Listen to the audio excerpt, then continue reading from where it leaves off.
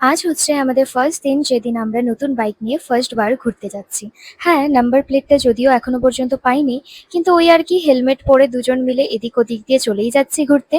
তো সেই দিন তো মনেই আছে, লাস্ট ভিডিওতে আমি বলেছিলাম কুইন অফ হিলস যেতে পারিনি, আর যেতে পারিনি বলাটা ভুল হবে, গিয়ে তো ছিলাম, কিন্তু ক্যাফেটার এত বেশি হাইপ যার কারণে এত ভিড় ছিল ওই সানডে যে আমরা জায়গাই পাইনি।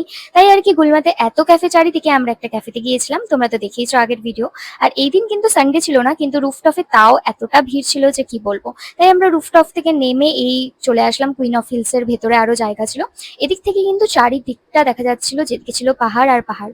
আর জানো তো, আগের দিন আমি খুব বেশি মন খারাপ করেছিলাম, কুইন অফ হিলসে আমি খেতে পারিনি, প্রায় ওর সাথে ঝগড়াই। কিন্তু আমার বিএফ আমাকে প্রমিস করেছিল, বুঝিয়ে বলেছিল, তোকে না আমি নিয়ে আসবো আরো একদিন, যেদিন এখানে ফাঁকা থাকবে আর আমরা এখানেই খাবো। তো ওর এইসব জিনিসই আমার ভালো লাগে।